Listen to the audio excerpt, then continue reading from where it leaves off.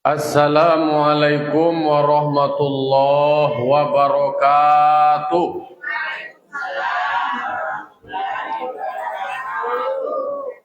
Alhamdulillah.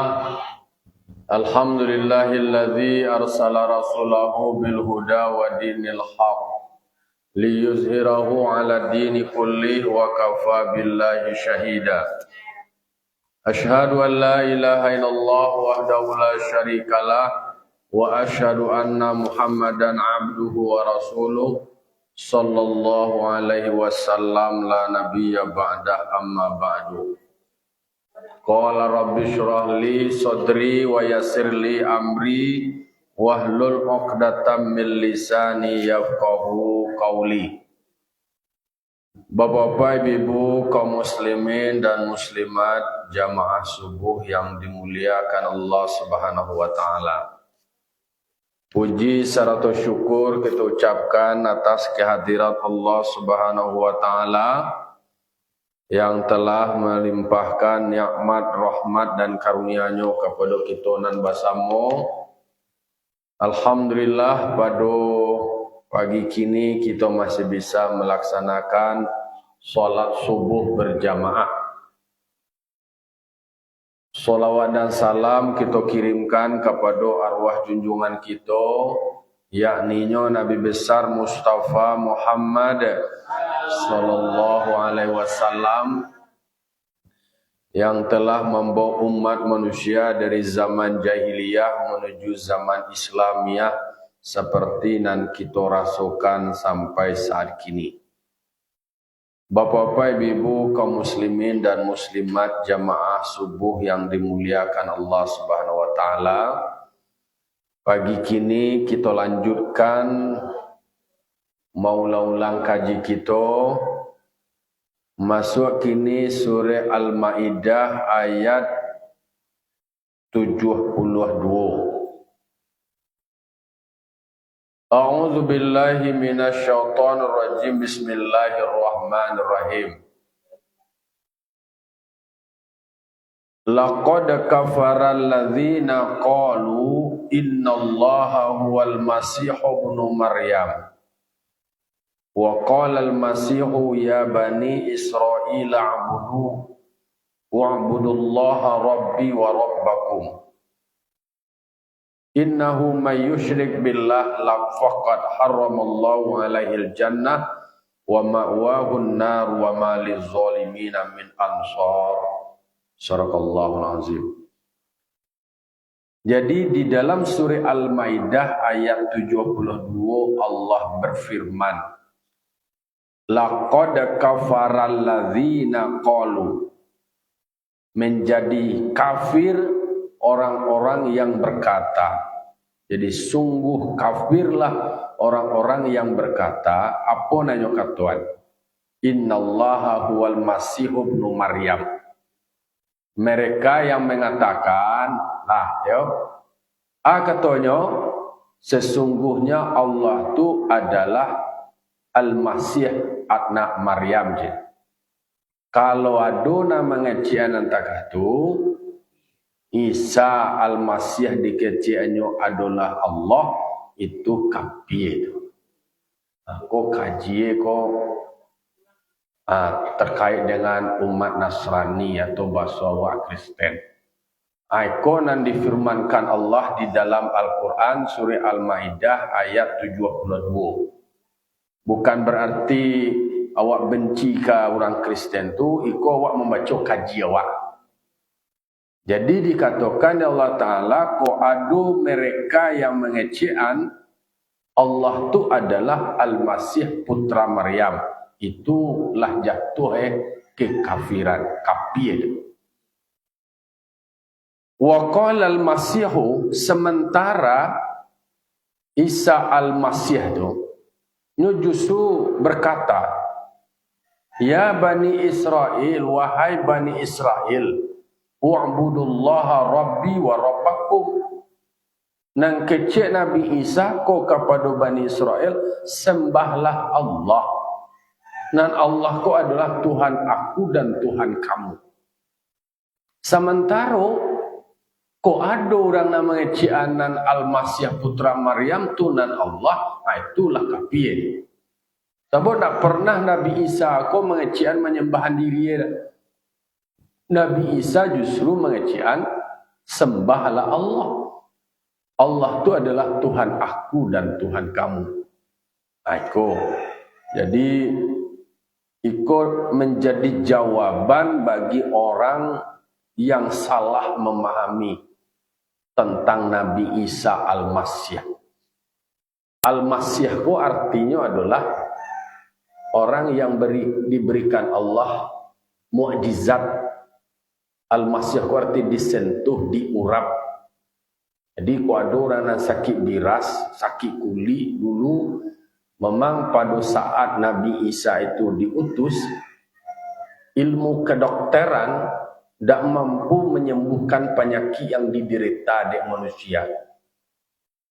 Nabi Isa diberikan mukjizat, diberikan keistimewaan. Penyakit-penyakit kulit orang tua. Kalau dewaan waktu dibiriang, dibiras, berbagai macam penyakit kulit itu, berbagai macam penyakit lah. Diosoh aja dan Nabi Isa cegah sekali. Justru karena mukjizat yang diterima dari Nabi Isa itu, nan orang Bani Israel konyo kagum, nyo salut.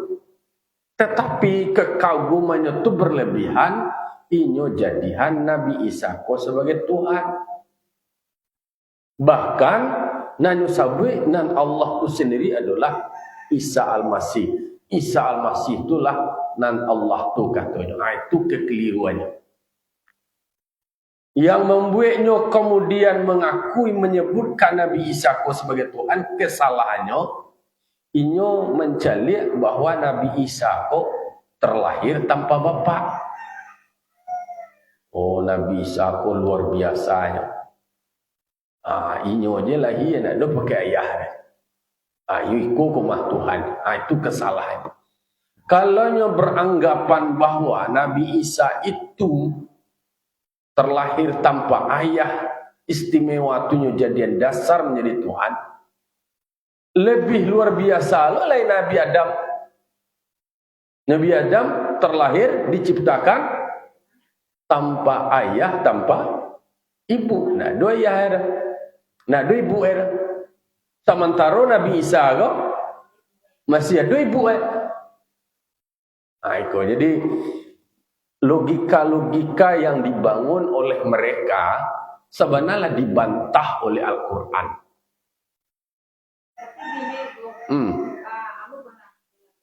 Yang paling dianukan pada dari orang Kristen itu karena Nabi Isa itu bisa menghidupkan orang mati. Betul, Nabi Isa punya mukjizat yang banyak. Mulai dari lahir saja, dari ketek saja, Nabi Isa lah pandai mengecek. Itulah mukjizat lah. Kan terjadi perdebatan dan pergunjingan. Kalau bahasa kini lah langsung viral bahwa Siti Maryam yang disebut wanita yang suci, wanita yang terhormat, diasuh oleh Nabi Zakaria, putri dari Imran dan Hana, ternyata dalam usia yang masih muda, tanpa ada sentuhan laki-laki, tanpa ada menikah, ainyo lah sudah mengandung malahian. Heboh sekali. Bakal ibu orang kasadoi. Untuk menjawab itu, Allah sudah berikan mukjizat kepada Nabi Isa. Nabi Isa bayi yang bisa berbicara. Lalu kemudian Nabi Isa pun punya keahlian atau mukjizat. Al-Masih itu tadi bisa sentuhannya itu cegah orang. Tambahlah celai wa uhyil mauta biiznillah. Aku bisa menghidupkan orang mati dengan izin Allah. Begitu kata Nabi Isa. Nabi Isa itulah menyebut bahwa inyo tu menerima mukjizat dari Allah. atas kekuasaan Allah, atas izin dari Allah, Nabi Isa bisa menghidupkan orang yang mati. Jadi kan ada dua logika yang dibangun dek mereka yang menjadikan Nabi Isa sebagai Tuhan. Pertama, Nabi Isa kok terlahir tanpa ada bapa. Dijawab bahwa kalau rumusanan dibangunnya itu adalah Nabi Isa terlahir tanpa bapaknya jadi sebagai Tuhan, justru yang lebih luar biasa adalah Nabi Adam. Nabi Adam terlahir atau diciptakan tanpa ada bapak dan ibu. Nah, jadi ada di dalam surah lah kita baca di dalam kajian tafsir awak surah Ali Imran. Surah Ali Imran ayat 59. Disebutkan oleh Allah, inna mathala Isa indallahi kamathali Adam khalaqahu min turabin thumma qala lahu kun fayakun. Sesungguhnya misal penciptaan Nabi Isa alaihissalam itu sama seperti penciptaan Nabi Adam tanpa bapa. Lebih ekstrim sekali adalah Nabi Adam tanpa ibu. Bahkan modelnya Allah pun juga menciptakan Nabi Adam dari tanah. Kemudian Allah berkata baginya adalah kun fayakun. Dengan kun fayakun jadilah Nabi Adam kau tadi. Takah tulo Nabi Isa. Nabi Isa dengan kalimat kun, maka jadilah ini hanya datang malaikat mambuh ubuk dari Maryam mengkototong paru sekali. Mengkototong kadang-kadang langsung melayan sekali. Semuanya adalah dengan kalimat kun, maka jadilah Nabi Isa tanpa ada bapa. Itu disebutkan di dalam surah Ali Imran ayat 59. Jadi lah terjawab kalau seandainya soal penciptaan tanpa bapa. Kemudian yang kedua, bicara soal Nabi Isa kok bisa menyembuhkan, dikatakan wa ubriul akmaha wal abrasa wa uhyil mauta biidznillah. Itu di dalam surah Ali Imran ayat 49. Nabi Isa itu bisa menyembuhkan penyakit orang buta, bisa penyakit orang biras, nama buta-buta diosoh mata tu langsung nyalang sekali.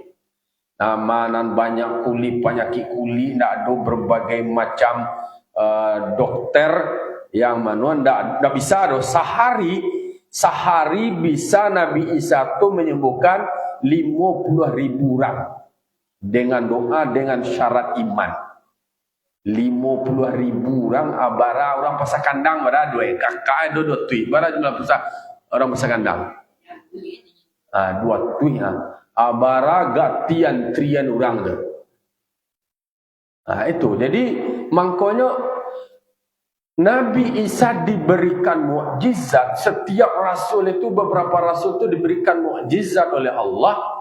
Mereka bisa, Nabi Isa bisa menyembuhkan orang buta, bisa menyembuhkan orang penyakit kulit, dan bisa menghidupkan orang mati. Itu semuanya adalah karena izin dari Allah. Kalau soal bisa menghidupkan dan mati, lebih istimewa loh. Nabi Ibrahim lain. Nabi Ibrahim di dalam suatu perjalanannya beliau pernah menanyakan, kaifa tuhyil mauta? Ba'alo cara menghidupkan orang nalah mati. Memang Nabi Ibrahim bertanya kepada Allah, ya Allah perlihatkan kepada saya bagaimana cara kerja menghidupkan nalah mati. Dia Allah Ta'ala memerintahkan Nabi Ibrahim mengecek, "Li beriman engkau ke aku?" Iyo beriman, tapi supaya mantap hatiku, coba pacalian baca kerja menghidupkan dalam hati tadi. Jadi kan ada asumsi keraguan bentuk nak percaya Allah kau maha kuasa menghidupkan dan mematikan. Diperintahkan dak Nabi dia Allah Taala kan Nabi Ibrahim. Cuba kini dibuat cara kerja ambil ampe buruang. Berbagai macam jenis buruang dicincang-cincang. Bahasa awak cincang-cincang lah. Dia cancang-cancang lah di pipisahan. Ikon nang sayur ikon nang pahu ikon nang pawi ikon nang kapalo macam-macam buruang kau tadi ampe campur-campuran atau pisahan. Ko kapalo alang, ko kapalo gagak, ko burung pipi merah di pasampuan kasadua di pisah-pisahan ampe uki. Dipisah-pisahan ke beberapa buki anak ampe jenis burung kau tadi. Hanya kata-kata hiduplah engkau dengan izin Allah. Iko nak barang tonggo dah. Nak barang talatak di satu titik dah. Justru lebih ekstrim lo lah berserak-serak. Berpisah-pisah. Terpencarlah bahasa awak ini terpencar-pencar setelah dicincang-cincang. Cie dibuat luang, cie di padang, canu lah, cie perang panjang, cie padang, cie piaman, songgok-songgok, apa beda-beda enggak itu? Ko kapalo gagak, ko iku merah, apa macam-macam lah. Hanya dengan satu kalimat hiduplah engkau biiznillah, tetap semuanya dengan mengucapkan menyandarkan atas kekuasaan Allah dengan izin Allah. Bertemu buruang unsur-unsur badan dari buruang nambah seserak tadi. Idui. Kalau umat oknum dari Bani Israel justru menjadikan Nabi Isa sebagai Tuhan karena Nabi Isa menghidupkan orang mati, atau keliru besar. Nabi Isa menghidupkan orang mati karena izin Allah. Karena kekuasaan Allah. Aiko nanya tinggal. Seolah-olah menghidupkan Allah mati itu Nabi Isa namai duian. Nyo namai duian tetap Allah Subhanahu wa taala karena mukjizat yang Allah berikan kepada Nabi Isa alaihissalam. Mangko di dalam surah Al-Maidah ayat 72 sungguh kafir mereka yang mengatakan kecilnya lah do dalam Al-Qur'an sekali innallaha huwal masihu ibnu Maryam, sesungguhnya Allah itu adalah Al-Masih putra Maryam. Aiko nanti akan dijawab, akan diselesaikan oleh Nabi Isa. Di akhir zaman Nabi Isa diturunkan kembali. Ketika lah beredar, lah berkembang Dajjal, muncul Dajjal, Ya'juj dan Ma'juj. Nabi Isa diturunkan, diutus di akhir zaman itu tetap dengan memakai syariat Islam. Kan ada pertanyaan, kan hebat Rasul kami itu, pakai Rasul kami lah cik. Bamu kau nak Nabi Muhammad dan diutus di akhir zaman. Kalau Nabi Muhammad umatnya nak do mengecek Nabi Muhammad itu sebagai Tuhan. Nak do. Itu karena umatnya menyebutkan Nabi Isa sebagai Tuhan. Kesalahan dari pengikutnya. Pengikutnya yang Hawariyunan 12 orang tu tak pernah lah menyebut Nabi Isa aku sebagai Tuhan. Aku kabar justru ada orang-orang Romawi ke semacamnya dewa-dewa tigo itu kemudian yang menyalahartikan dari pemahaman itu sendiri. Jadi makanya logika yang dibangun oleh mereka yang mengatakan Al-Masih putra Maryam itu sebagai Tuhan tidak logis. Secara teologi, ilmu ketuhanan, tidak logis. Tidak logis ya. Tadi dibantah kalau Nabi Isa itu dikatakan bahwa inyo terlahir tanpa bapak dijadikan sebagai landasan. Justru Nabi Adam diciptakan tanpa bapak dan ibu.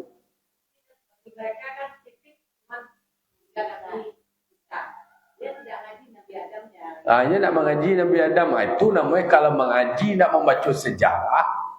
Tak membaca sejarah, sebuah argumentasi itu kalau kuat, itu harus didukung oleh data dan fakta. Ada yang lebih hebat lagi. Kenapa tidak itu yang dipahami? Akhirnya kan terbantah, tak logis. Maka di dalam Islam ada surah Al-Ikhlas sebagai landasan ketauhidan awak. Awak menyebutkan memantapkan kaji awak. Allah mengatakan, Qul huwallahu ahad. Katakanlah Allah itu Esa. Allahus samad. Allah tempat kita mengadu.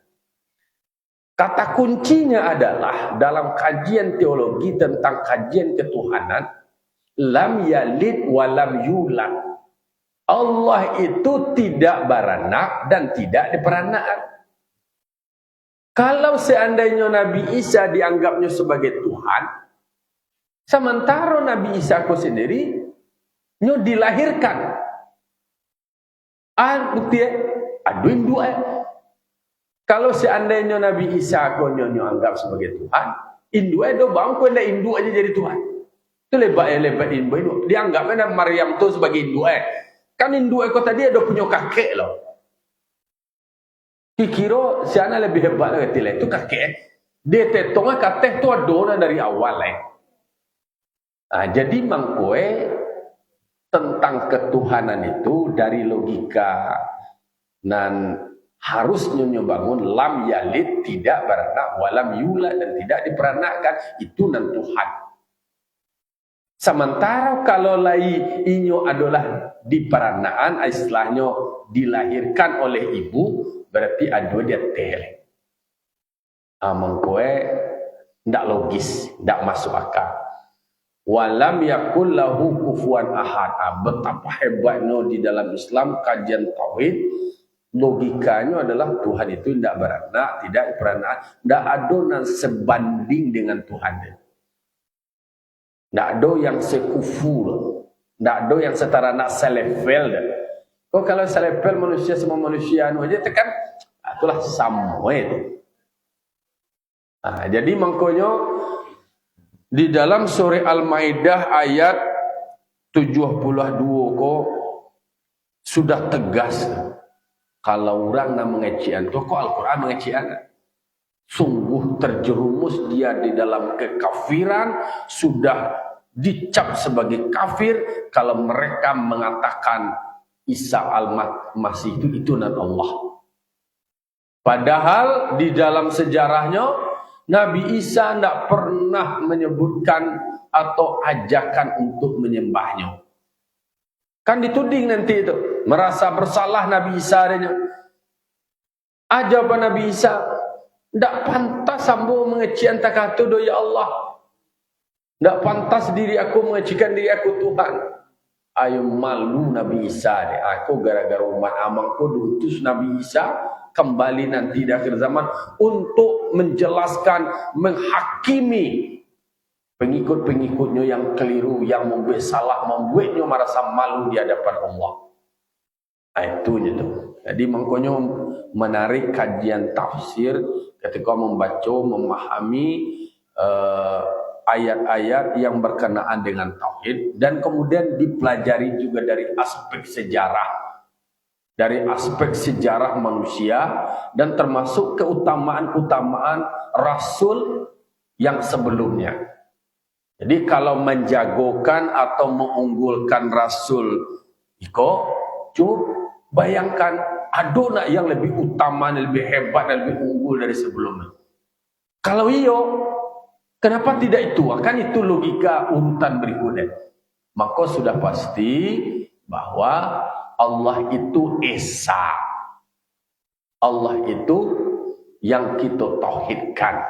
Jadi nak ada istilahnya dua atau tiga ke Tuhan. Innahu may yusyrik billah. Kalau begitu mereka kalau mengatakan Nabi Isa al-Masih itu sebagai Allah atau sebagai Tuhannya, itu namanya sudah musyrik, mempersyirikatkan Allah. Sementara Allah itu dikatakan walam yakul lahu kufuwan ahad. Tidak ada yang sebanding dengan Allah. Maka laisa kamitslihi syai'un. Tiada semisalnya Allah. Nak ada nan seumpama je Allah. Faqad haramallahu alaihil jannah. Siapa yang mempersekutukan Allah di dalam ibadah dan selainnya, maka sungguh Allah haramkan untuknya surga. Allah akan mencegahnya berada di dalam surga. Maka namanya syirik sebagai akbarul kabair, dosa yang paling gadang buana, itu adalah syirik kepada asyirku billah, mempersekutukan Allah. Karena orang yang mempersekutukan Allah, Allah akan haramkan baginya surga. Anak kadonya membawa-bawa surga itu. Kalau awak di dalam ahlu sunnah wal jamaah, bahaswe, awak kanlah bertauhid, membaca 2 kalimat syahadat. Lah awak baca 2 kalimat syahadat, aku bersaksi tidak ada Tuhan selain Allah, aku bersaksi bahwa Nabi Muhammad utusan Allah, lah pasti lambek lawannya nanti masuk surga. Dibakar dulu bara banyak dosa-dosa. Itu kalau nyo ndak ada mengarang juana lain-lain, tapi nyo lain membaca 2 kalimat syahadat, indak syirik kepada Allah, akan berada dalam surga. Masalah syirik ini, kita ini kadang-kadang banyak terjebak dengan yang namanya syirik. Contohnya, misalnya kita ada yang tiba-tiba sakit kepala atau apa, nanti minta sapo-sapo, apa syirik enggak tuh? Nah, mau minta sapo-sapo, kau disapo karena masalah. Nah, tidak boleh itu adalah sebenarnya kok ada syirik besar dan ada syirik kecil. Mintanya bukan pada Allah, katanya kan sapo ya, setan sapo itu minta kan betul. Nanti dia sambul-sambul ini segala macam. Kalau tidak itu mereka ada kata orang kan. Kalau mengecian, kalau ndak itu nak cegah, itu karena syirik itu.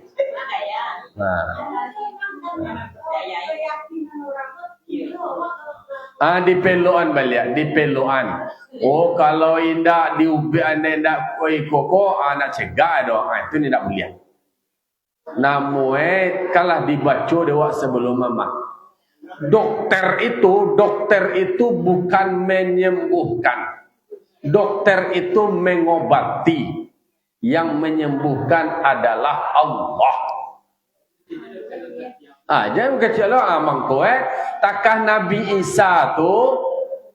Isa dianggapnya menjadi Tuhan dek karena Nabi Isa kok bisa menyembuhkan, bisa mencegahan lah.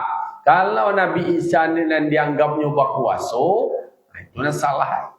Ya kau kan istilahnya ada upaya, ada ikhtiar.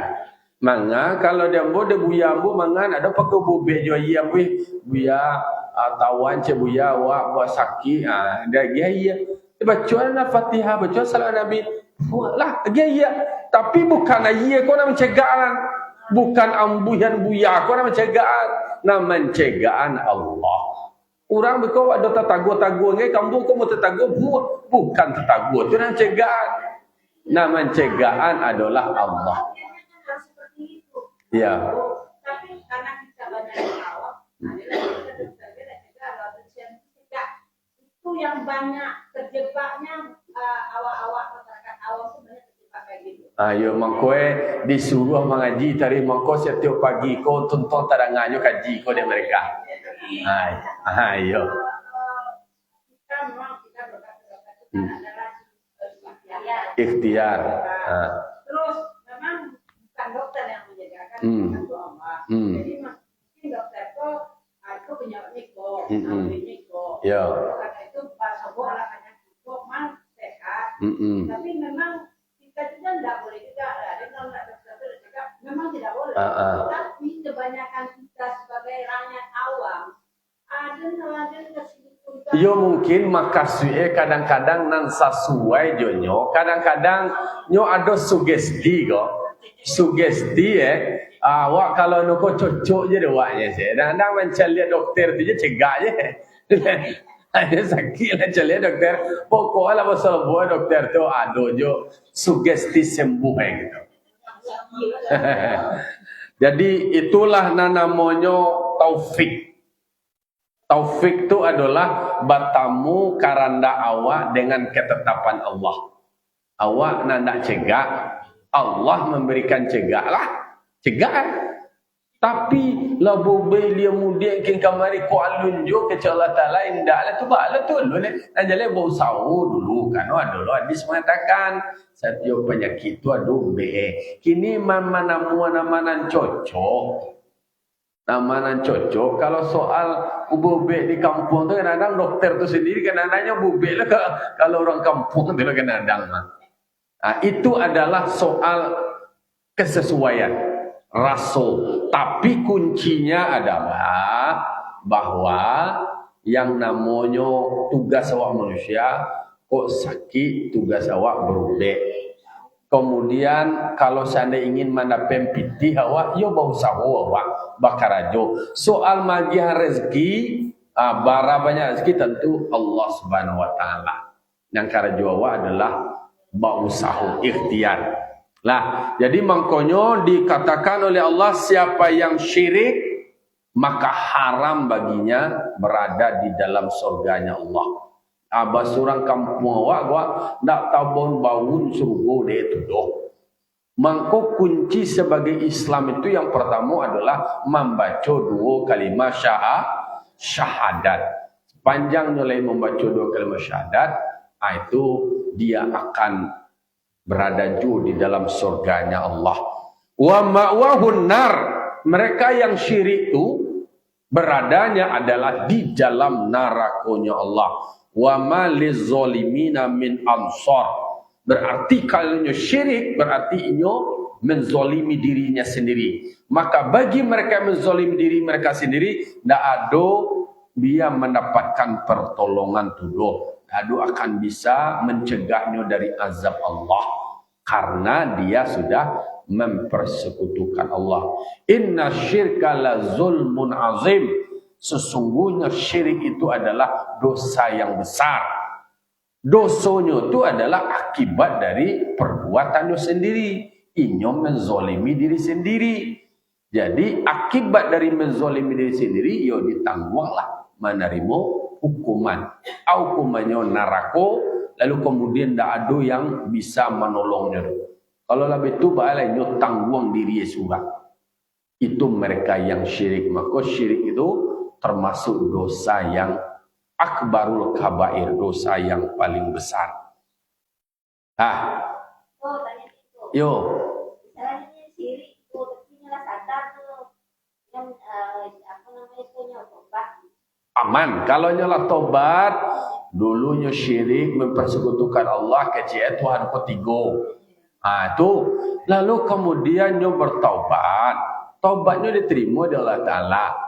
Itu contoh orang non muslim tu dulu menyembah patung, menyembah berhala, ikut segala macamnya. Kalau mau baca dua kalimat syahadat itu lain.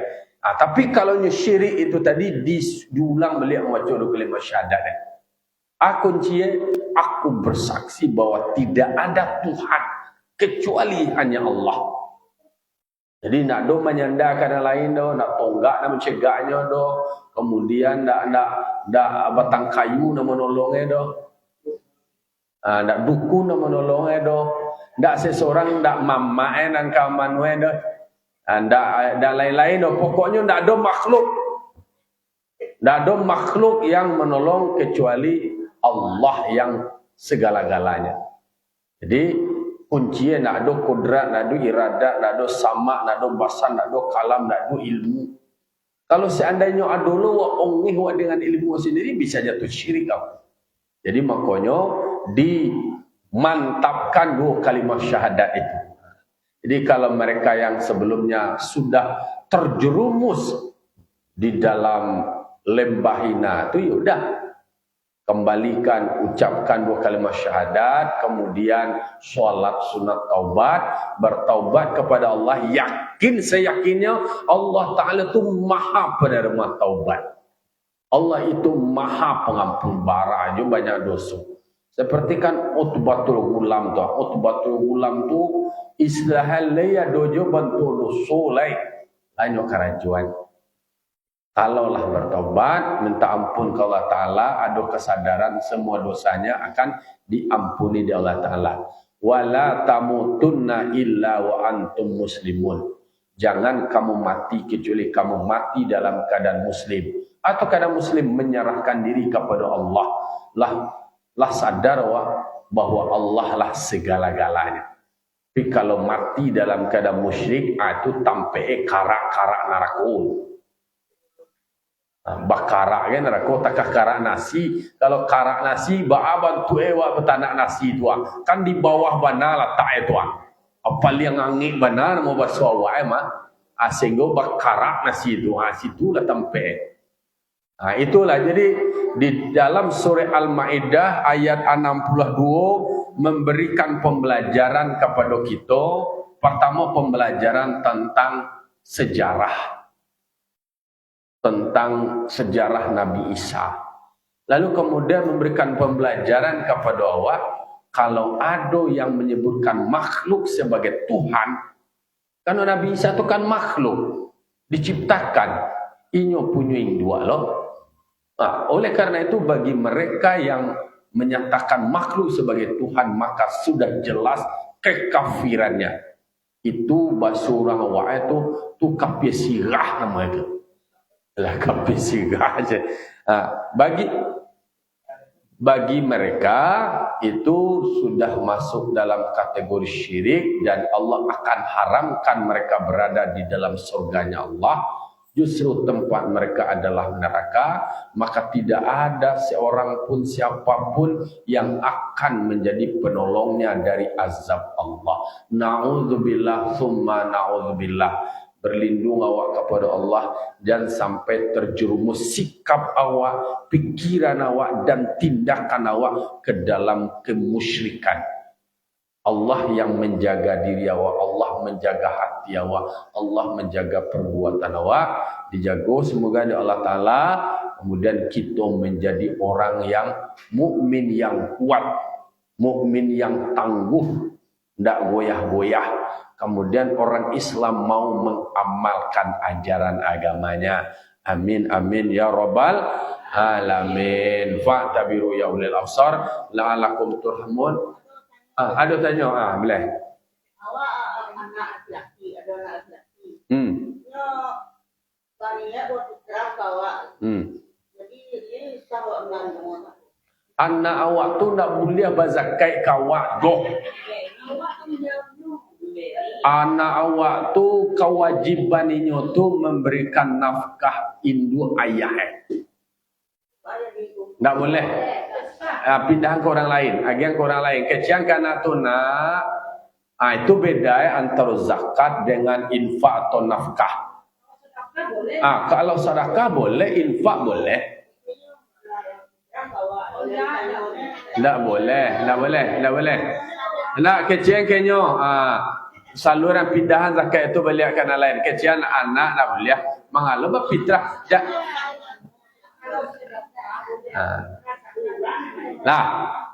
Demikian fa'tabiru ya ulil absar la'alakum turhamun. Assalamualaikum warahmatullahi wabarakatuh.